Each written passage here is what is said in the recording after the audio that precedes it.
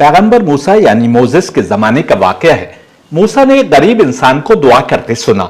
वो दुआ कर रहा था, ए अल्लाह, तू यदि मेरे सामने होता तो मैं तेरे पैर दबाता, या अल्लाह तू यदि सामने होता तो मैं तेरे हाथ दबाता, मैं तेरे सिर में तेल लगाता, या अल्लाह मैं जुएं भी बहुत अच्छे से निकाल देता हूं, तू यदि होता तो मैं तेरे बालों में से जुएं निकालता।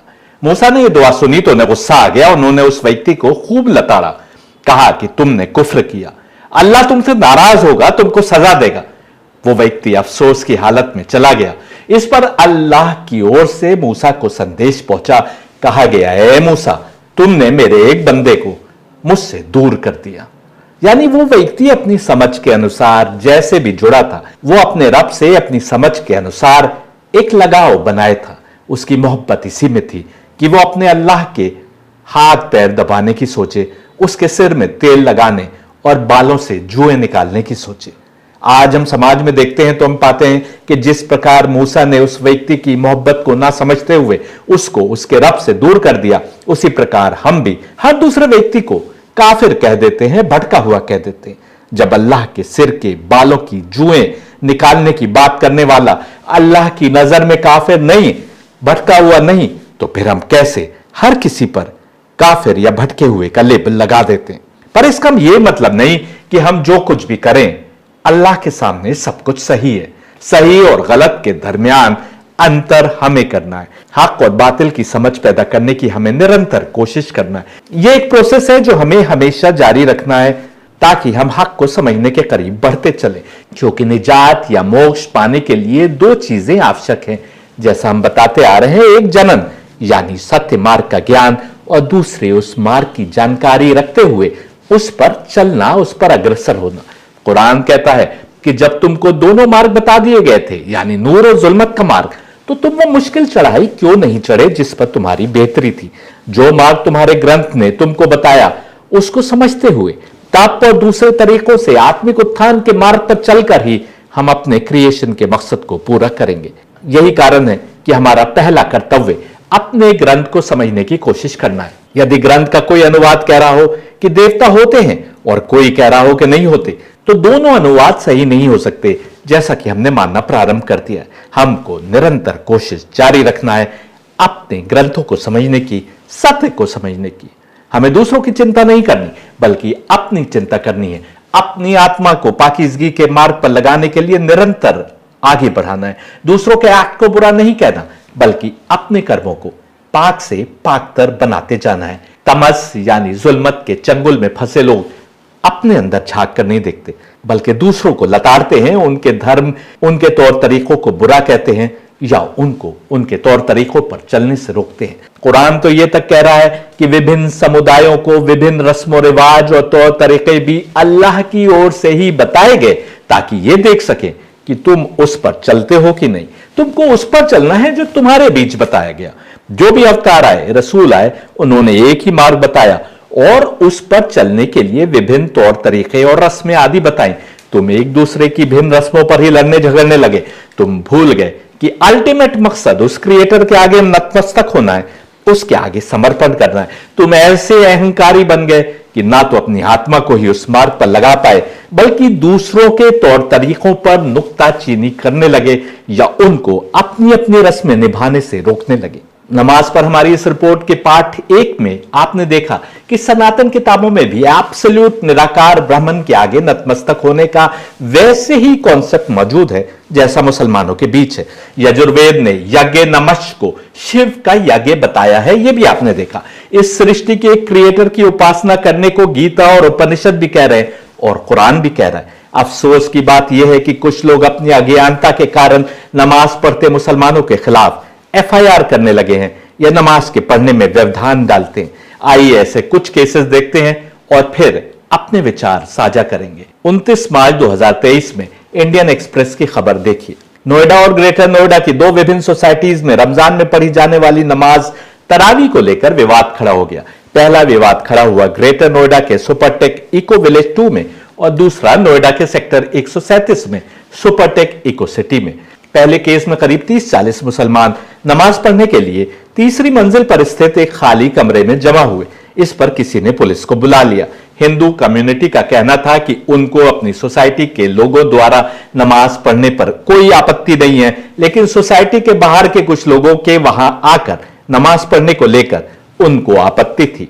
तुम्हारा क्रिएटर सोसाइटी के अंदर ही है, क्या तमाम सृष्टि का क्रिएटर है। मुस्लिम कम्युनिटी ने यह निर्णय लिया कि वो नमाज नहीं पढ़ेंगे और तब पुलिस के अनुसार दोनों साइड्स रजामंद हुई और अमन कायम हुआ। साफ है कि अमन तब कायम हुआ जब मुसलमानों ने नमाज पढ़ने का विचार तर्क कर दिया। इसको दूसरे तरीके से देखें तो अमन कायम ना होता यदि मुसलमानों का वो गुट उस खाली कमरे में नमाज पढ़ने के निर्णय पर अड़े रहता। सवाल यह है कि एक बंद कमरे में ही तो नमाज हो रही थी, क्यों कुछ लोग अड़े थे कि नमाज नहीं पढ़ने देंगे। दूसरा केस भी इससे मिलता जुलता है। नोएडा के एक सोसाइटी में एक पार्टी हॉल बनाया गया है जिसमें विभिन्न लोग अपने अपने धार्मिक प्रोग्राम्स के आयोजन की परमिशन स्टेट मैनेजर से लेते हैं। मुस्लिम कम्युनिटी ने 35 से 50 लोगों के लिए 20 दिनों के लिए 8 बजे से 10 बजे रात तक उस हॉल में नमाज पढ़ने की परमिशन मांगी थी। हॉल में करीब 30 लोग थे जिनमें महिलाएं और बच्चे भी थे। तभी 8 से 10 लोग वहां आ गए और उन्होंने नमाज रोकने को कहा। पीछे पीछे पुलिस आ गई। पुलिस का कहना था कि मुसलमानों को पुलिस से परमिशन लेना होगी। मुसलमानों का कहना है कि मंदिर में कोई प्रोग्राम होता है तो भी हम डोनेशंस देते हैं। वे तो केवल खामोशी से पूजा अर्चना कर रहे थे, उसमें किसी को क्या आपत्ति हो सकती है।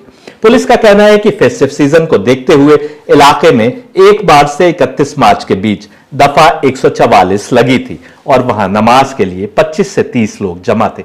सवाल यह उठता है कि क्या दफा 144 का अर्थ यह है कि मंदिरों और मस्जिदों में भी लोग जमा ना हो? केवल फेस्टिव सीजन के कारण दफा 144 लगाने का क्या औचित्य है? क्या ये इसलिए लगाई गई कि जहां चाहे इसको लागू करके नमाज के महीने में इबादत करते लोगों पर कानूनी कार्रवाई की जा सके? अब सुनिए एक और खबर। इसी दिन यानी 29 मार्च को अमृत विचार अखबार में छपी। शीर्षक था सड़क पर पड़ी नमाज, जांच शुरू।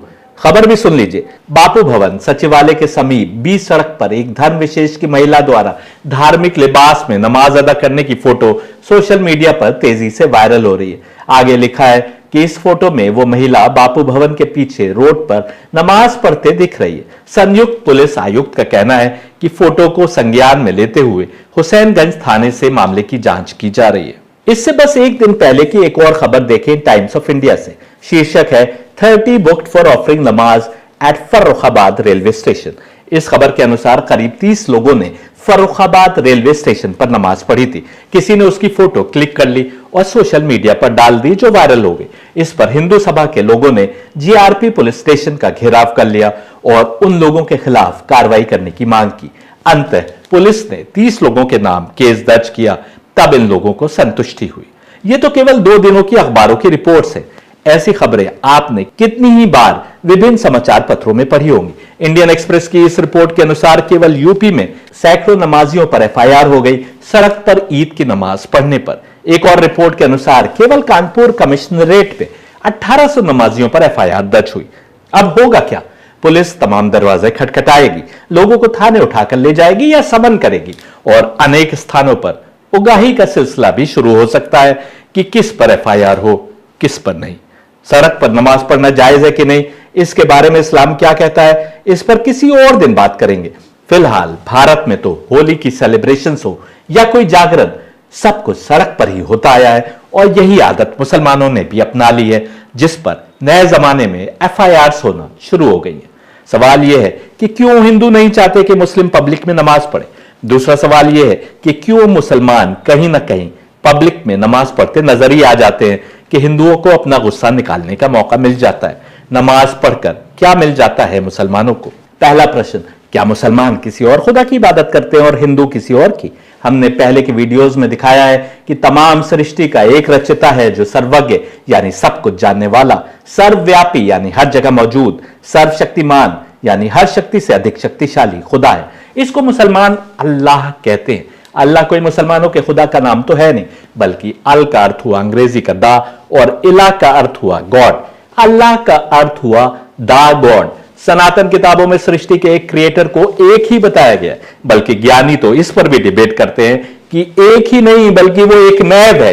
एक से तो अर्थ निकल सकता है कि उसके सामने कोई और भी हो सकता है, एक का आधा और चौथाई भी किया जा सकता है, लेकिन वो तो बस अकेला है, एक मैव है। सनातन किताबों में उस क्रिएटर को कहीं ब्रह्म कहा गया, कहीं महेश। हम सनातन किताबों से अनेक उदाहरण पेश कर सकते हैं यह दिखाने के लिए कि उस ब्रह्म को किन शब्दों से पहचानवाया गया। बस सृष्टि का वही एकमेव क्रिएटर मुसलमानों का द गॉड यानी अल्लाह है। कुरान कहता है योर इलाह इज वन इलाह, your god is the god. अब सवाल यह है कि जब मुसलमान उसी की इबादत कर रहे हैं जिसकी इबादत के लिए वेद और उपनिषद बात कर रहे हैं, और जिस तक इंसानियत को लाने के लिए कृष्ण इतना अधिक कोशिश कर रहे थे कि कई खुदाओं को मानने वाले कौरव कृष्ण के विरुद्ध युद्ध पर आ गए, तो फिर क्यों मुसलमान यदि उस खुदा की इबादत करते नजर आते हैं तो कुछ हिंदुओं को परेशानी होने लगती है। उत्तर सियासत में अधिक है। मुसलमान भी कभी यह नहीं बता पाए कि जिसको वो अल्लाह कहते हैं वो उनके धर्म की उपज नहीं, बल्कि जहां भी अवतार आए, जिस भाषा में भी अवतार आए, उन्होंने बस उसी एक क्रिएटर के आगे नतमस्तक होने को कहा।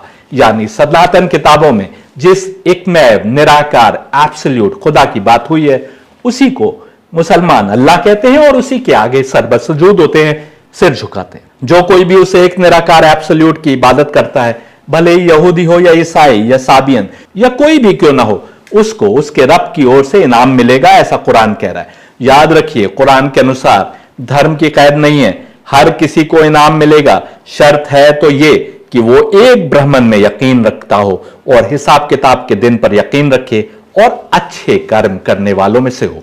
दूसरों को परेशान करके, मार काट करके, पीड़ा पहुंचाकर तुमको कोई इनाम नहीं मिलने वाला।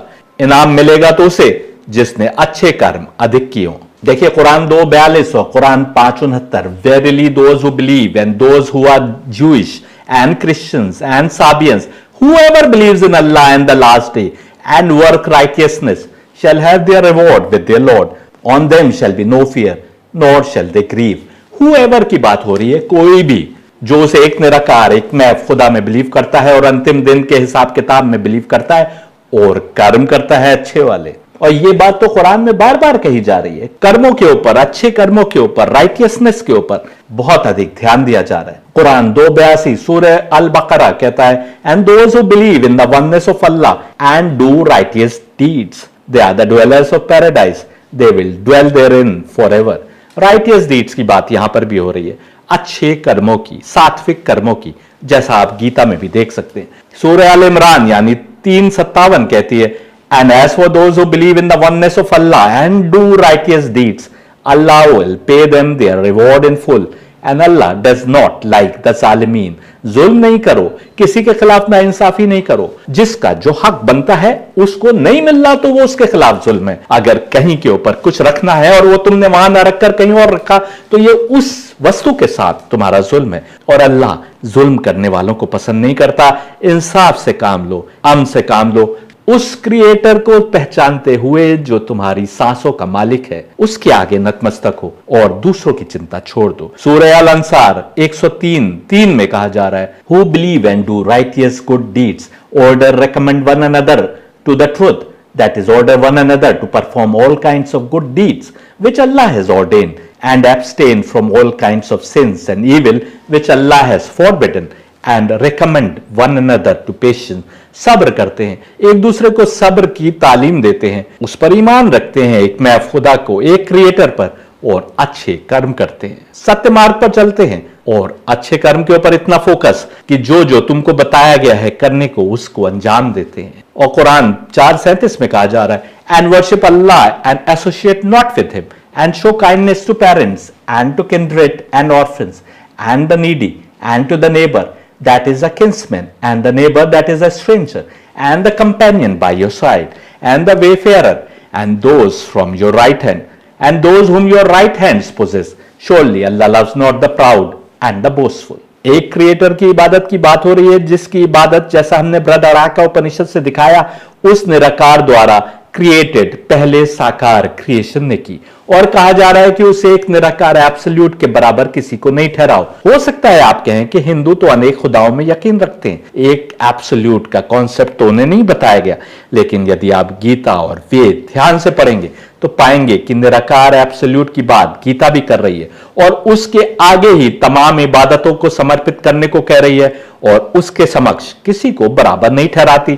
इस हद तक कि अर्जुन को जो इमेज दिखाई जाती है वो तमाम नकली खुदाओं को जो लोगों ने बना रखे थे आग में भस्म करते हुए दिखाई देती है। उसी एक निराकार एब्सोल्यूट की बात वेद भी करते दिखाई दे रहे हैं और उपनिषद तो इस सब शिक्षा से भरे पड़े। कलयुग में हमारी आत्मा गुनाह के दलदल में ऐसी बुरी तरह से घिर चुकी है कि हमको सत्य मार्ग भी आसानी से समझ नहीं आता।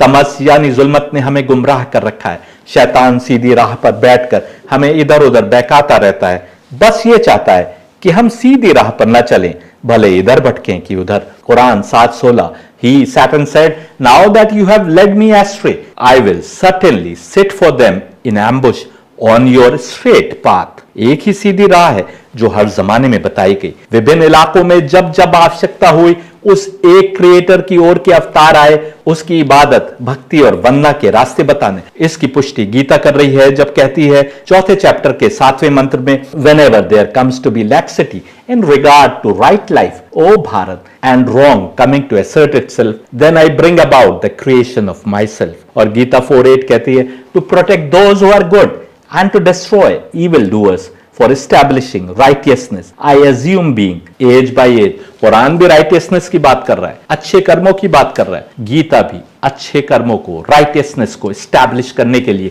अवतार भेजने की बात हो रही है एज बाय एज, हर जमाने में। और इविल डूअर्स को डिस्ट्रॉय करने की, उनका संहार करने की बात कर रही है। और कुरान भी इसकी पुष्टि कर रहा है जब कहता है सूरह इब्राहिम में यानी 14:4 में, never did we send a messenger except to teach in the language of his own people in order to make things clear to them. जब कभी कोई रसूल यानी अवतार भेजा गया वो उन लोगों की भाषा बोलता हुआ भेजा गया। यानी यहां भी साफ हो रहा है कि मुसलमान यदि ये समझ रहे हैं कि केवल अरबी भाषा में सत्य मार्ग बताया गया है या अरबी उनकी भाषा है तो ये गलत सोच है, क्योंकि सत्य मार्ग को हर हर स्थान पर, हर हर क्षेत्र में बताने के लिए अवतार आते रहे। मुसलमान बताएं कि जब कोई रसूल या अवतार एक ही सोर्स से भारत और अरब दोनों जगह आया होगा तो क्या उसने यहां कुछ और बताया होगा और अरब में विपरीत बातें बताई होंगी। हिंदू बताएं कि अवतार यदि भारत में आया होगा तो क्या उसने कुछ बताया होगा और यदि इजिप्ट या ग्रीस या अरब में आया होगा तो कुछ और बताया होगा। भाषा अलग है, तुमने भाषा का अनुवाद अलग अलग तरीके से किया अपनी समझ के अनुसार, और इस प्रकार विभिन्न राहें बना ली। एक ही हकीकत बताई जा रही थी। यदि दो स्थानों पर एक ही सोर्स से अवतार आए तो हमको मानना पड़ेगा कि उन्होंने एक ही सत्य मार्ग बताया जो सनातन था, यानी हर जमाने के लिए था, जिसको कुरान ने अद-दीन अल-क़य्यिम कहा, यानी ऐसा दीन जो हमेशा से एक ही है। सनातन भी यानी जो एक मार्ग हमेशा चलता रहे, सदैव के लिए हो, उसको सनातन कहते हैं। आज यदि विपरीत या विरोधाभासी फलसफे या समझ हमको देखने को मिलती है तो केवल 3 कारण हो सकते हैं। या तो दोनों या दोनों में से एक खुदा की ओर से नहीं है, उसके स्क्रिप्चर्स नहीं है, या हमने उनके द्वारा दी गई शिक्षा का गलत अनुवाद या इंटरप्रिटेशन किया, या हमने उन अवतारों की शिक्षा ही को बदल कर रख दिया। हकीकत यह है कि एक ही शिक्षा वेद, गीता और कुरान के माध्यम से दी जा रही थी। हमने उसे समझा अपने अपने तरीके से, कई जगह तथ्यों को गलत ढंग से समझा और धर्म की दीवारें खड़ी होती गईं। एक ही अवतार के मानने वालों ने जब उस एक अवतार की ही शिक्षा को भिन्न प्रकार से इंटरप्रेट किया तो सेक्ट्स बन गए। जैसे मुसलमानों में देखिए, सुन्नी, शिया, वहाबी, सल्फी, बरेलवी, इस्माइली आदि कितने ही सेक्ट्स हैं। ये सब बने एक ही अवतार मोहम्मद को अल्लाह का रसूल यानी अवतार मानते हुए केवल 1400 सालों में, लेकिन उन्होंने अवतार मोहम्मद की शिक्षा को भिन्न भिन्न प्रकार से इंटरप्रेट किया। यदि अवतार विभिन्न भाषा बोलते हुए आए तो फिर धर्म बन गए, सेक्ट्स नहीं बने। कोई किसी को मान रहा है, कोई किसी को, भूल गए कि एक ही मैसेज दिया जा रहा था और सोर्स एक ही था। सनातन धर्म में भी यही हुआ। वैष्णव, शैव, देवी को मानने वाले, क्या वेद सबको प्रिय नहीं थे? लेकिन सब भिन्न प्रकार से वेदों को इंटरप्रेट कर रहे थे।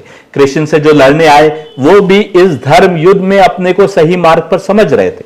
दोनों फौजें धर्म के भिन्न इंटरप्रिटेशन और समझ के नाम पर लड़ रही थी। उधर ब्रह्म सूत्र कह रहा है, एकम ब्रह्म द्वितीय नास्ते ने ना नास्ते किंचन। The Brahman is one, there is none other, ने नन नॉट द लीस्ट।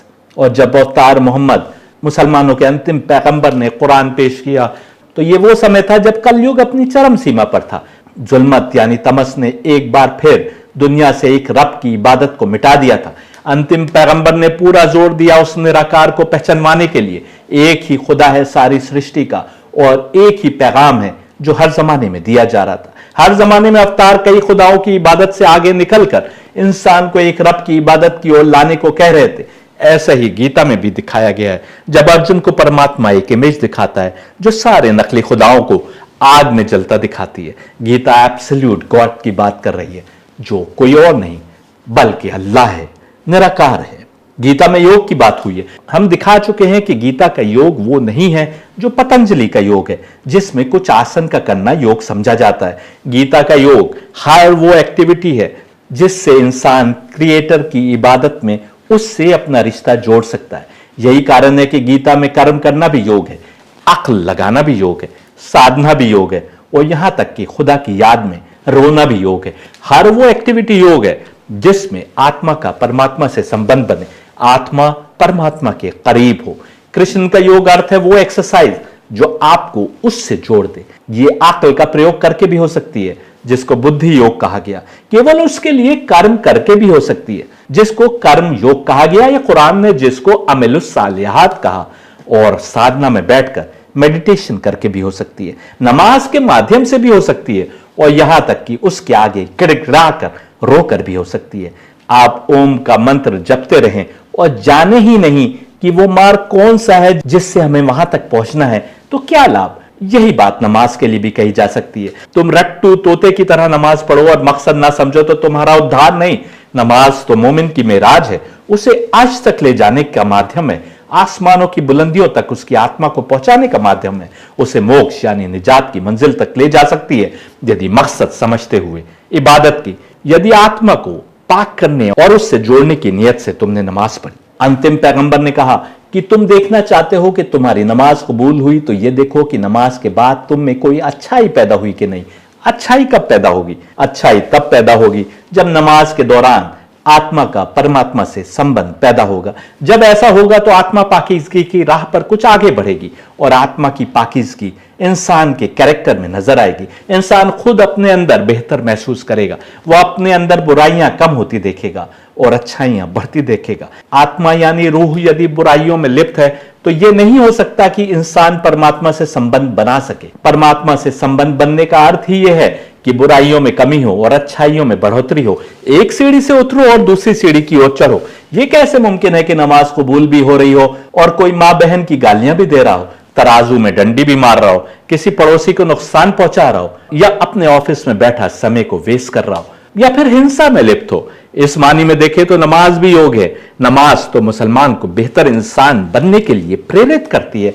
आप उस नमाज पर पाबंदी लगा रहे हैं, आप योग पर पाबंदी लगा रहे हैं जब मुसलमान को नमाज पढ़ने से रोकते हैं। कुरान का सूरह वल असर कहता है हर जमाने में केवल एक ही सत्य मार्ग है और उस मार्ग पर चलने वालों के अतिरिक्त हर कोई घाटे में है। और वो सत्य मार्ग यह है कि जो ईमान लाया, यानी जिसने उसके क्रिएशन प्लान को जान लिया, जिसने अच्छे कर्म किए, उस क्रिएशन प्लान को याद रखते हुए जो हमारे और क्रिएटर के दरमियान है, या जैसा कि गीता कह रही है कि फल की चिंता किए बिना, केवल उसके लिए जिसने अपने को सत्य मार्ग पर चला दिया, या जैसा कुरान का सूरा कह रहा है कि जिसने अपनी आत्मा को उत्थान की मुश्किल चढ़ाई पर लगा दिया और जिसने सब्र किया यानी सेल्फ कंट्रोल किया।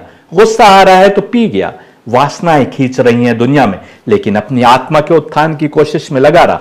मन में किसी चीज का मोह या लालच जाग रही है तो मन को वश में रखा, गुरूर, घमंड, ईर्ष्या आदि को कंट्रोल किया।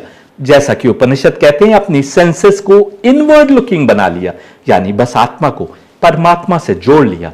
यही रास्ता हर जमाने में सच्चा रास्ता है। सवाल यह है कि यदि ऐसा है तो हिंदू को नमाज क्यों नहीं बताएगी? कारण बताएं, इससे पहले आपको याद दिला दें कि वेद भी नमश नाम के यज्ञ की बात कर रहा है।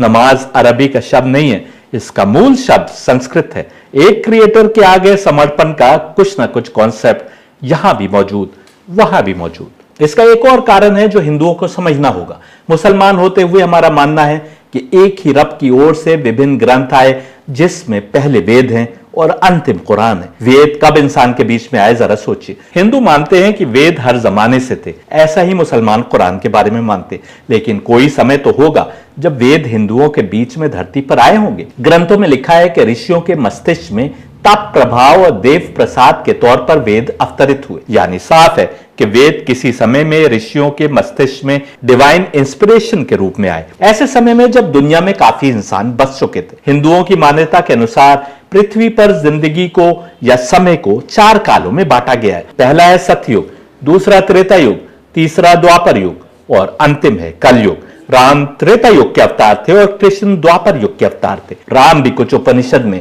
हनुमान से या सीता से वेदों की बात करते देखे जा सकते हैं। इससे साफ हुआ कि वेद या तो त्रेता युग में राम के जन्म से पहले अवतरित हुए या सतयुग में अवतरित हुए। प्रश्न ये उठता है कि सतयुग में इंसान किस हाल में था।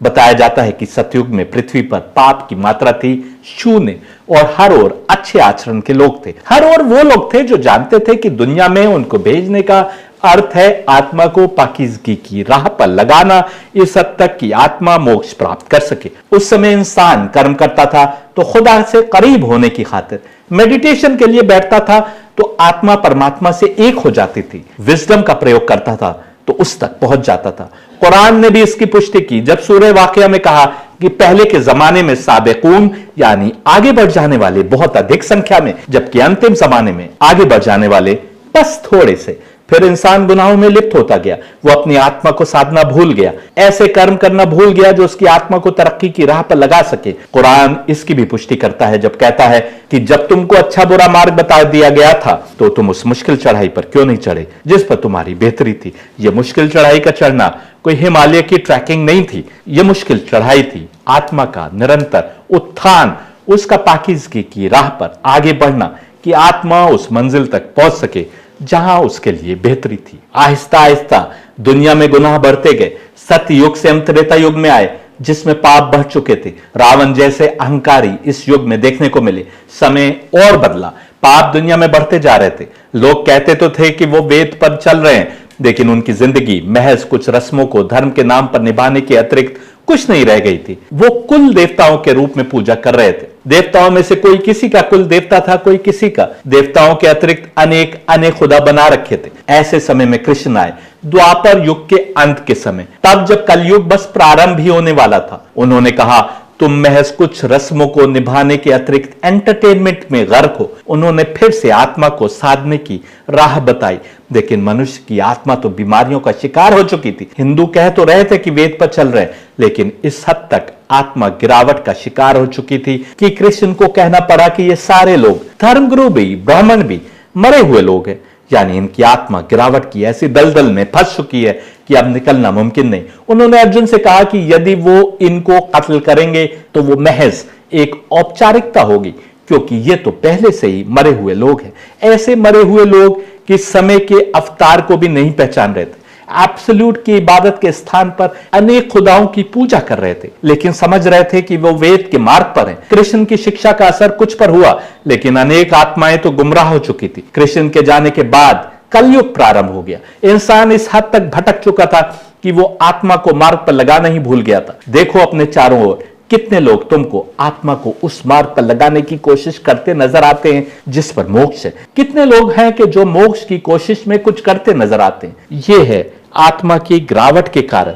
दुनिया अंधेरे में थी। दुनिया में जितनी सभ्यताएं थी जहां मनुष्य बसता था, इंडिया हो कि मेसोपोटामिया, ग्रीस हो या रोम या इजिप्ट या चाइना, हर ओर अंधेरा था। रिवायतों के अनुसार बस गिनती के मोमिन रह गए थे। मोमिन यानी वो जो खुदा से जुड़ाव बनाए हैं, जो उसके आगे अपने को नतमस्तक किए। हदीसों में आया है कि जब अंतिम पैगंबर आए उस समय कयामत शुरू हो चुकी थी, यानी एंड टाइम्स की शुरुआत हो चुकी थी। एंड टाइम्स यानी कलयुग। हर तरफ अंधेरा छाया हुआ था। जुल्मत यानी तमस ने आत्माओं को जकड़ रखा था। आत्माएं निकलने लायक नहीं थी। ऐसे में अंतिम अवतार के रूप में पैगंबर आए। जैसा हमने कहा, बीमारियों में लिप्त थी। सत्य मार्ग को पहचान कर चलना तो दूर, अब मनुष्य अपनी आत्मा को साधने में भी नाकाम था। एक बार फिर कोशिश हुई कि कुछ और आत्माएं मोक्ष यानी निजात के रास्ते पर आ जाए। ऐसे में तुम चाहो कि वही बातें की जाए जो सत्य युग या त्रेता युग में की गई थी, तो यह कैसे मुमकिन है। रूल्स और रेगुलेशंस बताए गए ताकि आत्माओं को आदत डाली जा सके। एब्सोल्यूट गॉड यानी अल्लाह को याद रखने के लिए एक्सरसाइजेस बताई गई जिनसे खास वक्तों पर मनुष्य अपनी आत्मा को मार्ग पर लगाने की कोशिश कर सके। 5 बार कंपलसरी किया गया नमाज का पढ़ना। शायद 5 बार की कोशिश आत्मा को साधने में लाभप्रद साबित हो सके। शायद मनुष्य नमाज के 5 बार के कंपलसरी योग से आत्मा को उत्थान की राह पर लगा सके। बताया गया कि देखना चाहते हो कि नमाज कबूल हुई तो यह देखो कि नमाज के बाद तुम में कोई अच्छाई पैदा हुई कि नहीं। यानी हर कोई अब भी आत्मा को साध नहीं पाएगा। 5 बार की कोशिश करना लाजमी करार दिया गया। जो कोशिश करेंगे उनमें से जो समझ रखते हुए अपनी रूह को अल्लाह से जोड़ने की मंशा रखते हुए इबादत करेंगे, वे बेहतर इंसान बनते जाएंगे। अब हर कोई इस लायक नहीं था कि निजात यानी मोक्ष की मंजिल तक पहुंच जाता। अब जन्नत और दोजख बताई गई, डराया गया शायद डर कर ही तुम कुछ अच्छे कर्म करो। जहन्नुम के डर या जन्नत की लालच में शायद तुम अब वो कर्म करो जिसके लिए तुमको क्रिएट किया गया था। उपनिषद और कुरान दोनों बता रहे हैं कि हमारे क्रिएशन का मकसद अपने रब की इबादत करना है। इबादत करने वाले अधिक हों, इसके लिए अवतार आते रहे। याद रखो गीता का वो पाठ जब कृष्ण कह रहे हैं कि तुम्हारे कर्म इस दुनिया को विध्वंस की ओर ले जा रहे हैं, लालच या डरा कर ही सही। कलयुग में यदि तुम अच्छे कर्म करोगे तो दुनिया की आयु बढ़ेगी, नहीं तो दुनिया समाप्त होने की ओर बढ़ रही है। कलयुग का अंत तय है, देर या सवेर। पैगंबर मोहम्मद ने आकर इस दुनिया को सात्विक कर्म की ओर फिर से न डाला होता तो कब की दुनिया विध्वंस के लेवल तक पहुंच चुकी होती। अब उनकी दी शिक्षा का असर भी कमजोर पड़ता जा रहा है। मनुष्य गुनाहों में लिप्त है। क्रिएशन का पर्पस उपनिषद और कुरान दोनों की रोशनी में क्रिएटर की इबादत करना है। ब्रदर आंखें उपनिषद देख लीजिए, कुरान देख लीजिए। लेकिन कलयुग का इंसान फिर तमस यानी जुल्मत के फंदे में गिरफ्तार हो गया। इबादत करने वालों को भी रोकने वाले सामने आने लगे, इसलिए क्योंकि यह कलयुग है। दूसरी ओर मुसलमान भी अधिकतर नमाजें तो पढ़ते दिखे, लेकिन नमाज ने उनके आचरण पर, उनके किरदार पर असर डालना छोड़ दिया। वो रूह की बीमारियों में गर्क भी है और नमाजें भी पढ़ रहे, लेकिन इसका मतलब यह नहीं कि कोशिश छोड़ दी जाए, नमाज पर रोक लगा दी जाए। अनेक लोग पथ पर चलेंगे तो कुछ तो आगे बढ़ेंगे, कुछ तो मंजिल तक पहुंचेंगे। नमाज पथ है आत्मा को साधने का, उसे बेहतरी के मार्ग पर लगाने का। हिंदुओं को दूसरे तरीके बताए गए उसी एक मंजिल तक पहुंचने के लिए, आत्मा को बेहतरी के मार्ग पर बढ़ाने के लिए। मुसलमानों को नमाज बताई गई। कुरान ने कहा हमने विभिन्न राहें बताई ताकि देखें कि तुम चलते हो कि नहीं। यदि हिंदुओं को आत्मा को साधने की राहें बताई गई हैं तो वो भी उसी सोर्स के अवतारों द्वारा जिस सोर्स से किसी और अवतार ने नमाज बताई। अब यदि कोई हिंदू नमाज पर रोक लगाने लगे तो वो सृष्टि के एक रब की इबादत और बेहतरी की कोशिश में लगे मुसलमान की राह में अड़चन पैदा कर रहा है, जिसका करना उसके अपने धर्म की शिक्षा से भी विपरीत है। अब आपकी समझ में आया कि मुसलमानों को इतना डूज और डोंट्स क्यों बताए गए। ये करना है, 5 बार की नमाज फर्ज, 1 महीने के रोजे आवश्यक, और बहुत कुछ कि ये करना है, ये नहीं करना है, ये वाजिब है, ये गुनाह है, ये कर लो तो बेहतर है, ये ना करो तो बेहतर है। ये भी कहा जाता है कि कुरान में डराया जा रहा है, जहन्नुम की आग में डाले जाने की बात हो रही है, सजा की बात करता है, जबकि उपनिषद आदि में केवल मोक्ष की बात हो रही है। मुसलमानों पर यह आरोप लगाते हैं कुछ लोग कि उनका धर्म दूसरे स्तर का है और जो धर्म मोक्ष की बात कर रहा है वो एक बेहतर स्तर का है। इसका कारण केवल वही समझ सकता है जो हिंदुओं के 4 युगों के कॉन्सेप्ट को जानता है।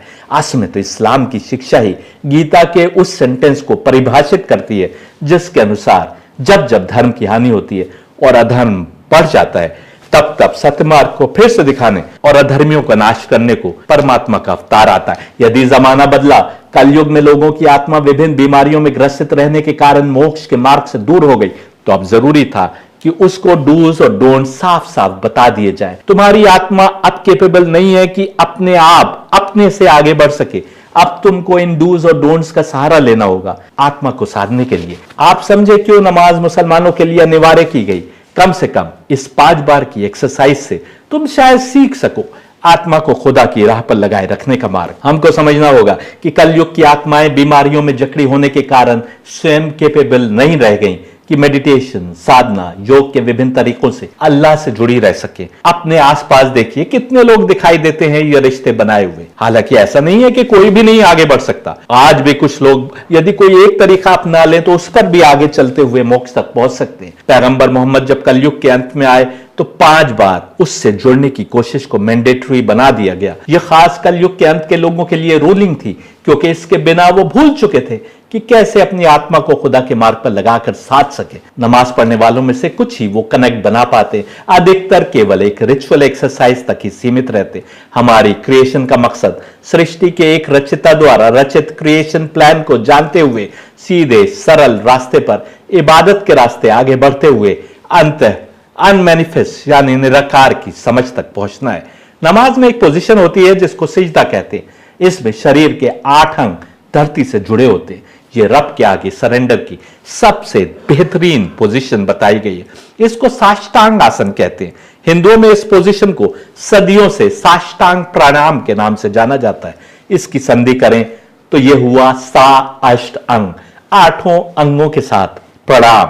केवल नमाज की हालत में सिजदे में ही 8 अंग जमीन को छूते। यही साष्टांग आसन था जिसको हम भूल गए।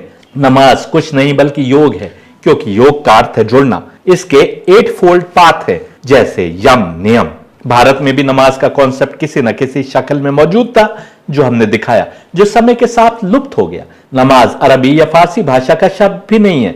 अरबी में तो इसको सलात कहते हैं। यह पूर्णतया भारतीय मूल का शब्द है। इसकी रूट संस्कृत में नमाज बना है नमा और अजा से, यानी अजन्मे को नमन।